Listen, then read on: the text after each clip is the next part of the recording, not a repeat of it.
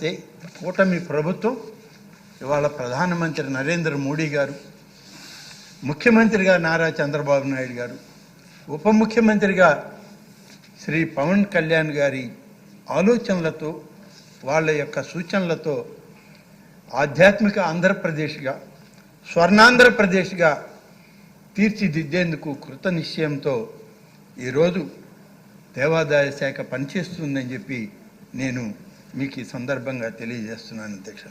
అలాగే అధ్యక్ష, రామతీర్థం గురించి సోదరి అడిగింది.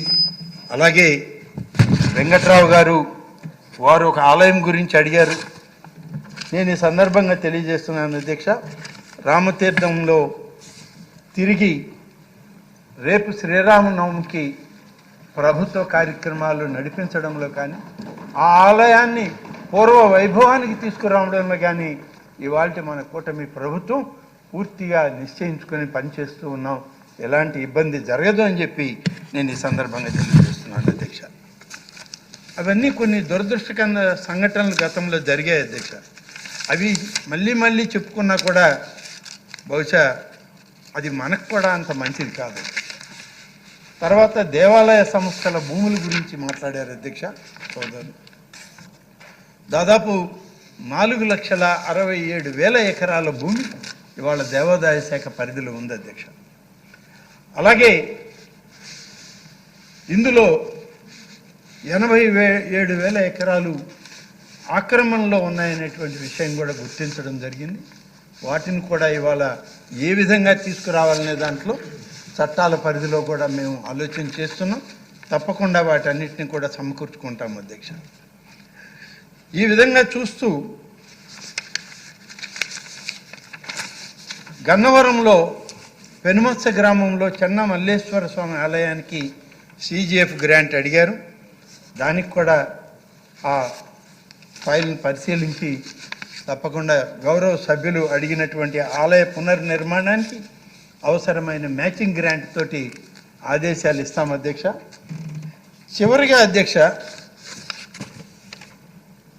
సనాతన ధర్మం, వేదభూమి, ఆధ్యాత్మికత ఇవన్నీ కూడా చెప్పాను అధ్యక్ష. ఈ ప్రభుత్వం విధానాలు మేము తీసుకున్న చర్యలు కూడా చెప్పాల్సిన అవసరం ఉంది అధ్యక్ష. ఇటీవల గడిచిన 7 మాసాల్లో ఎన్నికలై ప్రభుత్వం అధికారంలోకి రాగానే ముఖ్యమంత్రి గారి నాయకత్వంలో, వారి ఆధ్వర్యంలో దేవాదాయ శాఖని వారు రివ్యూ చేయడం, మాకు ఆదేశాలు ఇవ్వడం జరిగింది అధ్యక్ష. ఎన్నికల మేనిఫెస్టోలో ఏవైతే మేము ఈ దేవాదాయ శాఖ ద్వారా చేస్తామని చెప్పి హామీ ఇచ్చామో 98% కార్యక్రమాలని పూర్తి చేసిన శాఖ ఈ దేవాదాయ ధర్మాదాయ శాఖ అని చెప్పి నేను ఈ సందర్భంగా మనం చేస్తున్నాను. మేము 6 మాసాలు గడిచేటప్పటికే ఎన్నికల మేనిఫెస్టోలో కూటమి నాయకత్వం ఏవైతే హామీలు ఈ రాష్ట్ర ప్రజలకు చెప్పామో వాటిని 98% కూడా పూర్తి చేశాం. మిగిలిన 1-2% కూడా కొన్ని టెక్నికల్గా ఇబ్బందులు ఉన్నాయి కాబట్టి దానికి కూడా న్యాయపరమైనటువంటి అవరోధాలు లేకుండా చూసుకొని వాటిని కూడా చేయడం జరుగుతుంది అధ్యక్ష. వాటిలో కొన్ని మాత్రం తమ దృష్టికి, ఈ సభ దృష్టికి తీసుకొచ్చి ఇంత పెద్ద గౌరవ సభలో పెద్దలందరూ ఆనాడు ఇచ్చినటువంటి హామీల్ని దేవాదాయ శాఖ ఏ మేరకు వీటన్నిటిని కూడా చేసిందో చెప్పాలనేటువంటి ఆలోచనతో ఈ ప్రయత్నం చేస్తున్నాను అధ్యక్ష. అధ్యక్ష, మనకి ఉన్నటువంటి దాదాపు దేవాలయాల్లో ధూపదీప నైవేద్యం స్కీమ్ ఉంది అధ్యక్ష. గతంలో 2,500 రూపాయలు ఇచ్చేవారు. దాన్ని 5,000 రూపాయలకి అప్పటి చంద్రబాబు నాయుడు గారి ప్రభుత్వమే దాన్ని పెంచడం జరిగింది. మధ్యలో 5 సంవత్సరాల కాలం ధూపదీప నైవేద్యాలు ఎంతమందికి ఇచ్చారు, ఇచ్చిందైనా సరిగా ఇచ్చారా లేదా అనేది ఆలోచన ఉంటే